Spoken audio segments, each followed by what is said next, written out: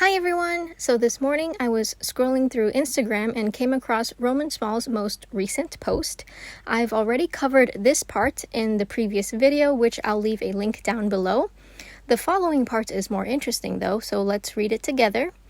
In the upcoming months, we will finish the production of 3 of our colors, quinacridone gold, quinacridone burnt sienna, and quinacridone maroon. To ensure the greatest possible availability, we will be selling them in full pans only. We've already known that PO48 and PR206 has been discontinued for some time now, so it's not that surprising to see a brand officially announce this. As for Quin Gold, it's also made with PO48, so it's understandable they would discontinue this color. But again, this isn't surprising at all since Roman Small did release this Quin Gold hue color back in 2021.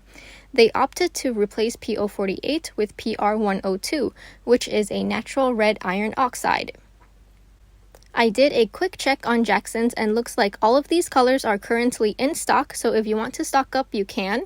I'll link them all below for quick access. Back to the Instagram post.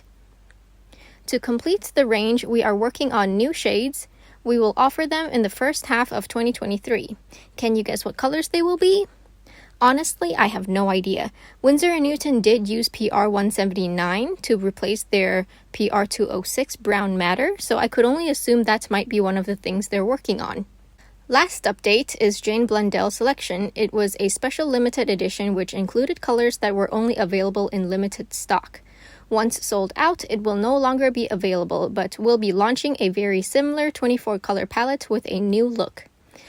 I believe this is the set they're referring to. I didn't realize it included colors with limited stock. Upon checking the colors, I could see the Quin Gold made with PO48 is one of the colors. I wonder if this is what they're referring to. Will the new palette still be Jane Blundell's selection with different colors, or will it be a different 24 color palette with Jane's name? I don't know. Time will tell. Although these aren't colors I can't live without, I still find it quite sad to see pigments just being discontinued one by one. I think specific colors can definitely inspire artists to create art, so it's a shame some of these pigments won't be around anymore. Well, that's all I have for you today. As always, thank you so much for watching. Don't forget to drink lots of water and stay hydrated.